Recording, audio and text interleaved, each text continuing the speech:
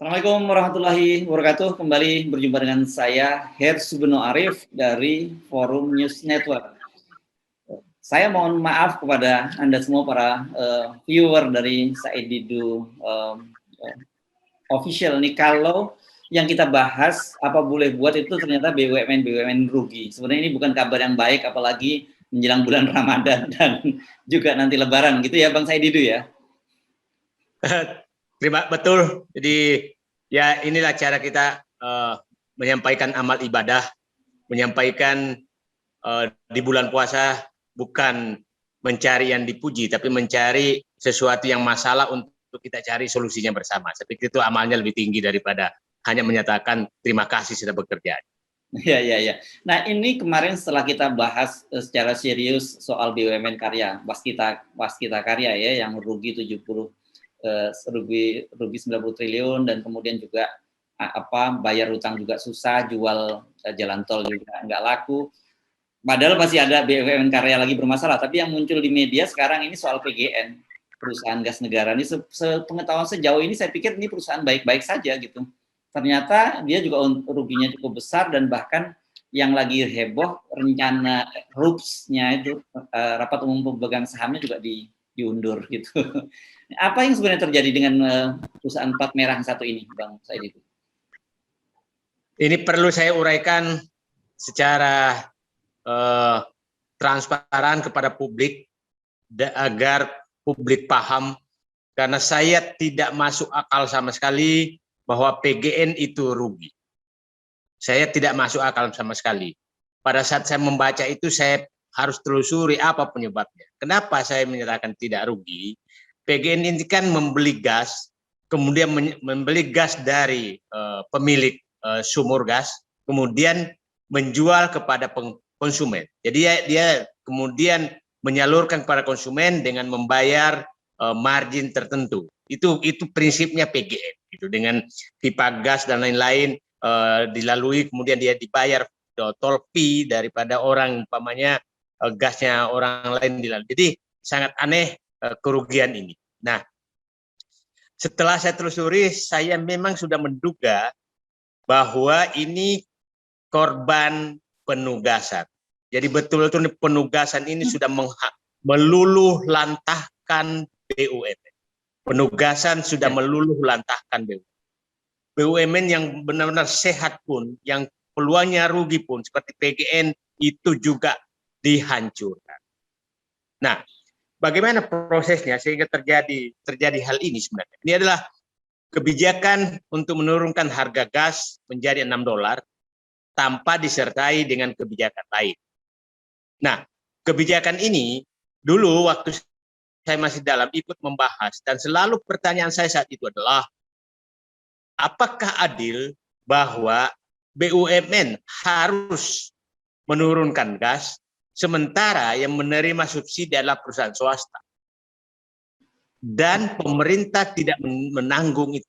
Nah, setelah telusuri ternyata betul yang dilakukan adalah memberikan subsidi, dalam arti menurunkan harga gas menjadi $6 per MMBTU, tapi tidak ada ganti rugi kepada PG. Oke, nah saya ingin jelaskan struktur penentuan harga gas. Begini, harga gas berbeda sekali dengan penentuan harga minyak. Harga gas itu ditentukan pada saat gas itu mulai dibor. Jadi kalau kita mau mulai bor itu begini gas. Ketahui umpamanya umpamanya kita contoh saja ya. Umpamanya 1 miliar MMBTU di dalam reservoir yang kita ketemukan di dalam bumi, maka seluruh 1 miliar MMBTU itu sudah harus laku semua baru boleh dibor.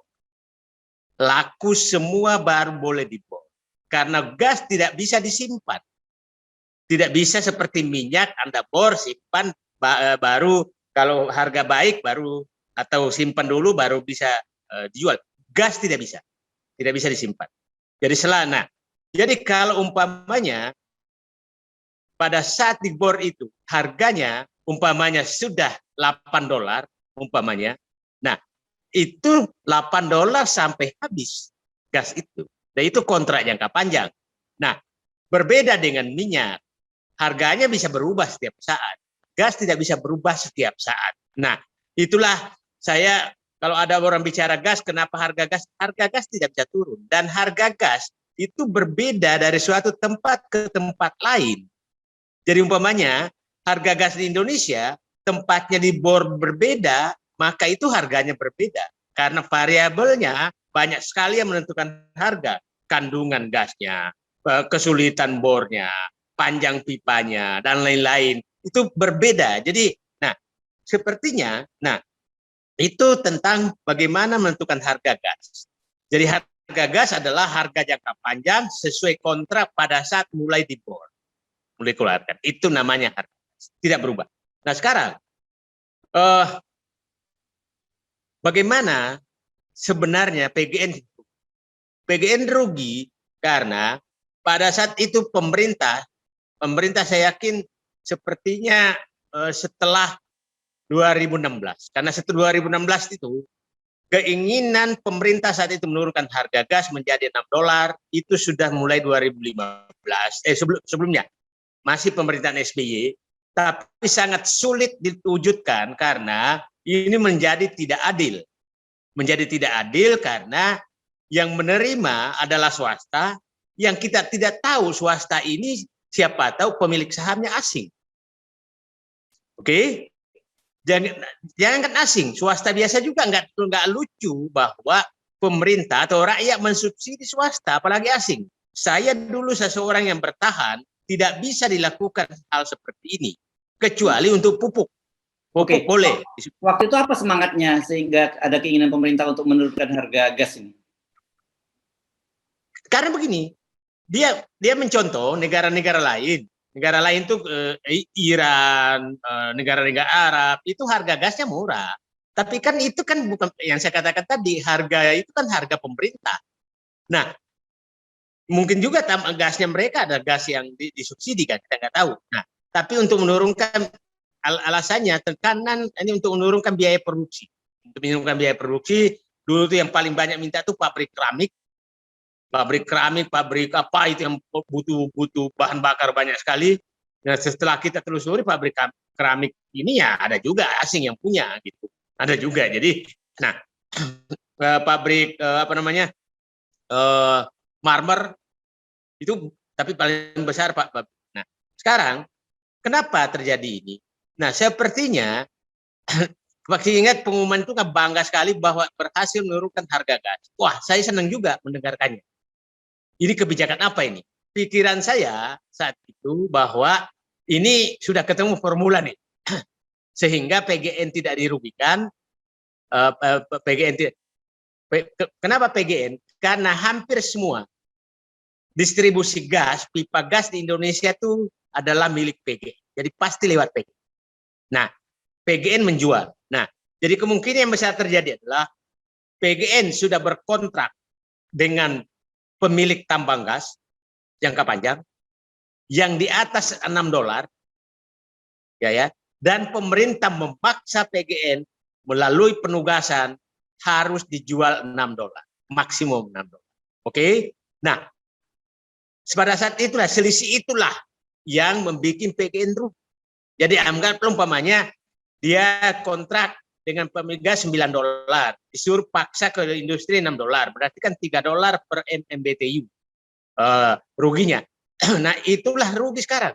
Nah, pertanyaannya, kerugian karena penugasan ini siapa yang menanggung? Nah, saya sangat tidak setuju kalau pemerintah lepas tangan untuk menanggung ini, karena itu kebijakan penugasan pemerintah.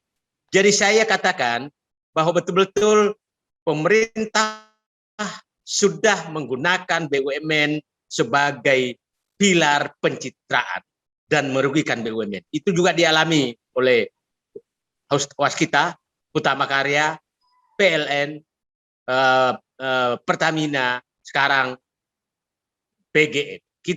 Saya yakin BUMN lain, pupuk juga mungkin mengalami hal yang sama. Itu Mas Yesus. Kan kalau dari penjelasan Anda tadi, anak SD pun juga bisa berhitung bahwa dipastikan akan rugi. Dan yang menjadi masalah kalau itu katakanlah untuk kepentingan rakyat, katakanlah untuk mensubsidi orang-orang miskin dan sebagainya, karena ada program beralihnya bahan bakar ke gas, itu kita bisa pahami. Tapi kalau ini sebagian besar swasta, menurut saya ini nggak masuk akal gitu. Ada apa gitu, Bang Said itu? Jadi saya publik perlu tahu bahwa yang dimasuk gas ini gas alam, bukan gas LPG. Gas LPG itu dikerjakan oleh Pertamina sehingga LPG gas. Nah, ini berbeda dan itu ditanggung pemerintah, subsidinya ke Pertamina, subsidinya ditanggung pemerintah. Nah, kita bisa paham itu ya, kalau itu ya, kita bisa paham kan kalau begitu kan. Nah, kalau yang PGN ini loh. PGN ini LPG. LPG ini LPG yang sangat tidak masuk akal adalah bahwa itu mensubsidi perusahaan swasta. Itu yang paling tidak masuk akal. Paling tidak masuk akal. Jadi saya betul-betul, saya sangat sedih, Mas Hertu. Saya ingin menangis mendengarkan betapa BUMN sudah dihancur-hancurkan seperti ini. Dan demi membantu swasta yang saya yakin betul bahwa yang menerima gas murah itu adalah swasta, mungkin juga ada asing. Coba bayangkan rakyat Indonesia yang harus menanggung mensubsidi swasta dan asing hanya demi pencitraan. Itu benar-benar saya nggak masuk akal. Dan saya pikir ini adalah ruang juga yang sangat rawan terjadi kong kali kong, karena bisa saja siapa yang dekat dengan penguasa maka mendapatkan subsidi gas. Kan tidak semua perusahaan yang tidak mungkin semua perusahaan yang dapat. Nah, yang perlu ini saya masih ingat sepertinya pada saat Pak Airlangga Hartarto Menteri Perindustrian. Kan ini kan yang meminta terus Menteri Perindustrian. Nah, ini terjadi dan saya menyatakan ke publik dan dari hati saya yang paling dalam, wahai pemerintah, wahai penguasa, apabila kalian tidak bisa lagi memperbaiki BUMN, minimal janganlah menghancurkan. Seperti ini demi pencitraan. Pencitraan BUMN sudah betul-betul digunakan untuk pencitraan, menampung semua relawan, menampung tim sukses, menampung anggota DPR yang gagal, dan membebani BUMN dengan penugasan-penugasan untuk menguntungkan pihak tertentu. PGN contoh nyata bahwa pemerintah tidak lagi memihak pada BUMN dan menyebabkan BUMN dikorbankan demi kepentingan swasta. Oke, kalau tanpa penugasan itu, kalkulasi Anda harusnya model perusahaan seperti PGN ini nggak mungkin rugi ya? Karena kan sederhana sekali untungannya, dia beli, dia jual, gitu saja kan? Sangat sederhana karena dia beli harga jangka panjang, ada ongkos pipanya, tambah margin. Nggak ada sama sekali peluang untuk ruginya tidak ada kecuali diintervensi. Nah, yang menarik ini Mas Her, sebenarnya pemerintah ini menurut saya sudah tidak ada niat memperbaiki BUMN. Karena begini, penghasilan pemerintah dari gas itu ada, royalti.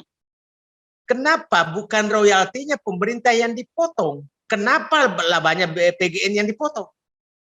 Ini kan nggak masuk akal sama sekali gitu. Jadi betul-betul pemerintah menggunakan BUMN untuk pencitraan.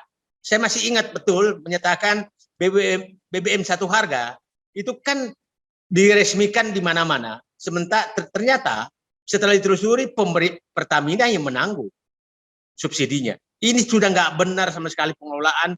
Saya ingatkan pemerintah bahwa Anda mengelola BUMN itu adalah harus menggunakan pasal 66 Undang-Undang BUMN, Undang-Undang Nomor 19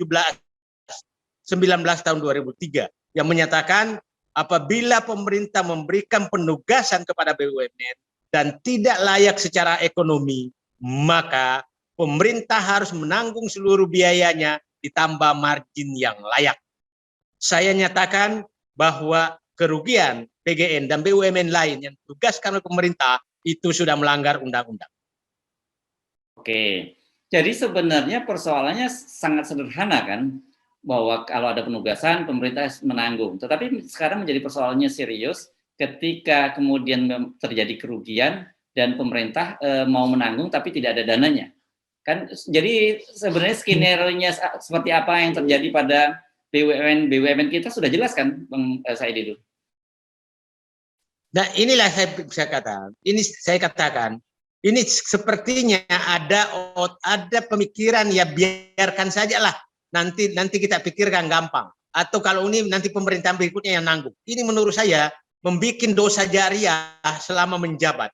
Ya harus diingat tuh para pemimpin yang mengambil presiden bahwa keputusan yang Anda ambil yang memberatkan rakyat masa depan atau pemerintah pengganti Anda, maka Anda tetap mendapat dosa jariah. Ini bulan puasa supaya mereka paham. Ya. Nah, kalau lihat situasinya sekarang tidak akan sampai pada pemerintahan yang akan datang, karena kalau kita ngomong secara normal, periode pemerintahan ini kan sampai tahun 2024. Masih ada waktu berapa ini? 2,5 tahun lebih buat mereka, 2 tahun 7 bulan mereka untuk mengurus masalah ini. Jadi pestanya menurut saya sudah berakhir dan ini waktunya untuk cuci piring.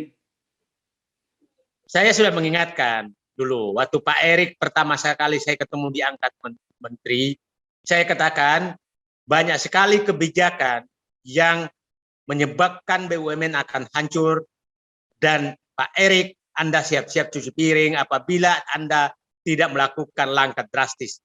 Tapi ternyata saya sudah menyatakan, ternyata beliau tidak melakukan apa-apa, malah menambah beban pada BUMN dengan memasukkan orang-orang tidak profesional pada BUMN. Itu saya betul-betul awalnya saya berharap pada beliau, tapi sekarang saya menyatakan harapan saya pupus. Ya, kalau lihat ke angka kerugian BUMN ini, bahkan dipotong gaji para komisaris dan direksi pun juga tidak akan cukup menutupi nih, Bang Said itu. Tidak akan pernah cukup, Mas Heru. Ini besar sekali bagi PGN ini. PGN itu jarang sekali labanya di bawah 1 triliun. Jarang sekali. Saya paham betul ini perusahaan.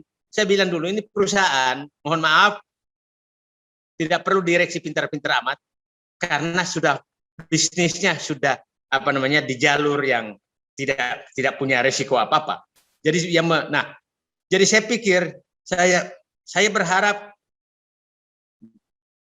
berharap pemerintah berhentilah melakukan hal seperti ini, menghancurkan BUMN. Jadi BUMN ini sudah betul-betul dihancurkan secara keuangan, dihancurkan secara kebersamaan, dan dihancurkan bahkan sudah memasang ada komisaris berfungsi sebagai penjaga akidah yang orang tidak sepaham berbeda dengan dia, maka dia dianggap adalah musuh.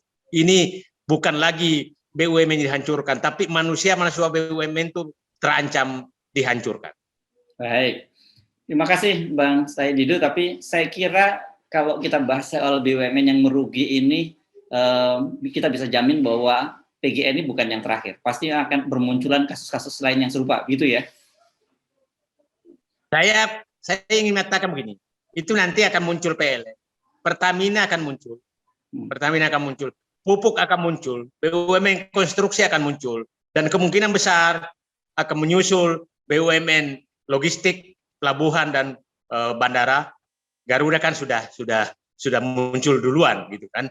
Nah, ini akan bermunculan semua, dan saya heran sekarang Menteri BUMN menghabiskan waktunya hanya membahas holding, dan kita masih ingat bagaimana Jiwasraya dirampok, bagaimana Asabri dirampok.